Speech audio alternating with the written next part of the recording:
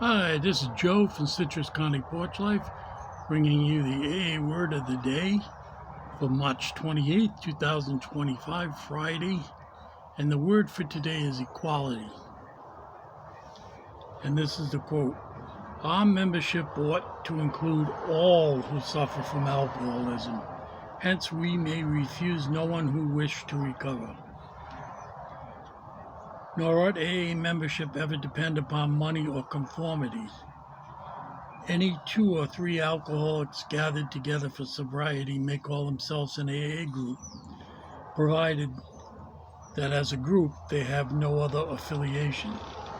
And this is taken from the Big Book of Alcoholics Anonymous, page 563. That's towards the end. And this is the daily reflection commentary. Prior to AA, I often felt I didn't fit in with people around me. Usually they had less money than I did, and my points of view didn't jive with theirs. The amount of prejudice I had experienced in society only proved to me just how phony some self-righteous people were. After joining AA, I found the way of life I have been searching for. In AA, no member is better than another member. We're just alcoholics trying to recover from alcoholism.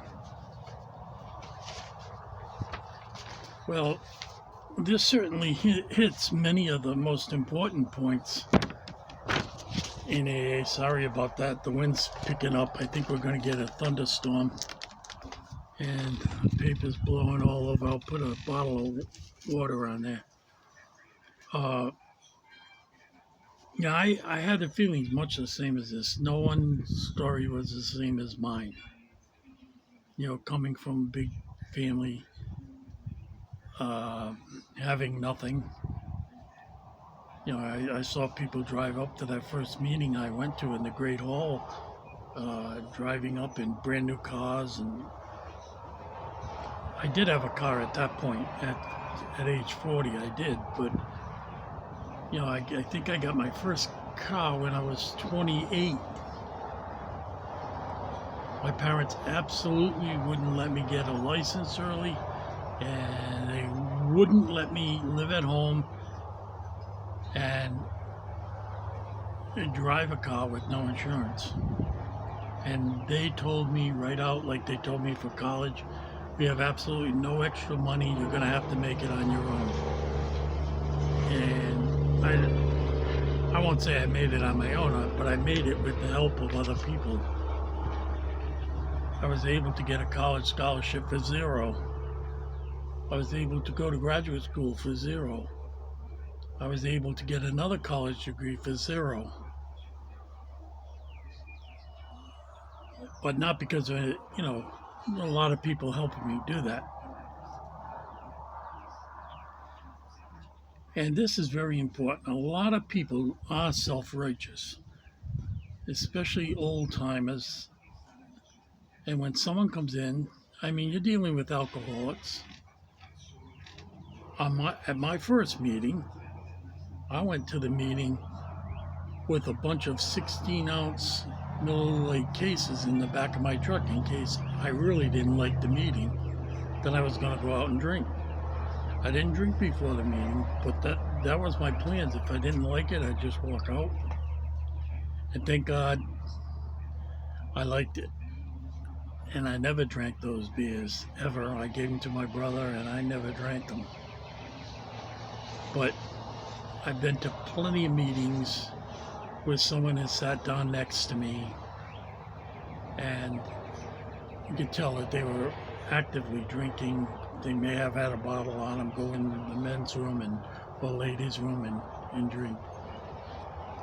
And what I've seen it to be the most effective. When it happened early in my sobriety, I didn't know what to do. But there were a group of guys and women who would surround that person, then take him in the kitchen or take him in another room, because most of them are held in churches where there were multiple rooms, and just talk to them so that they got the help they needed, but they weren't disturbing the whole meeting. I've been at meetings where people were so drunk they fell down and broke bones. And, tried to sue the facility that was hosting the event, which makes it bad for everyone, but no one can be refused. And my feeling is you absolutely have to expect that from someone who is new. They may not have the fortitude to go to a meeting unless they had a few drinks in them. And,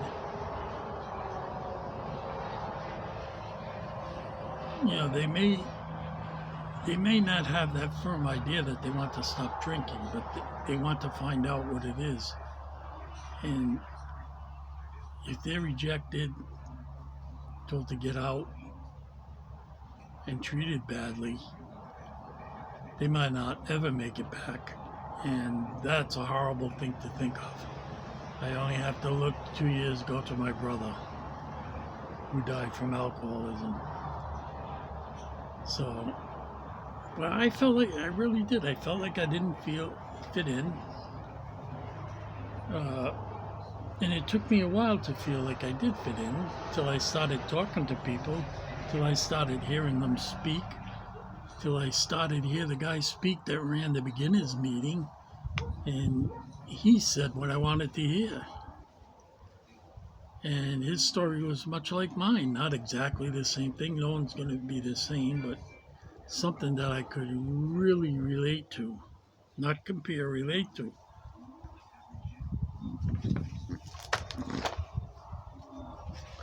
So, no AA member is better than another. And this goes to the point of anonymity and humility. If you start, and I've seen it on television, and stars saying that they go to a 12-step meeting.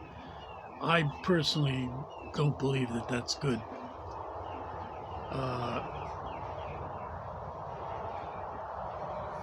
I just don't.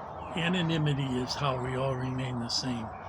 Anonymity and humility. And when we get beyond that, I'm a big movie star. I've been sober 24 years. It's like, the bigger they are, the harder they fall. And it's not good. I've mentioned several times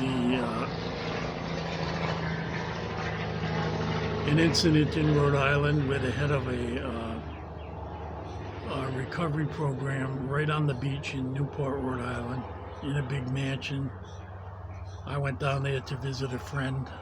I really needed to be there myself. But the guy who ran and owned the program was doing a TV interview about, he got very famous, and I can't take his inventory, but he was on television. It was obvious he was drunk.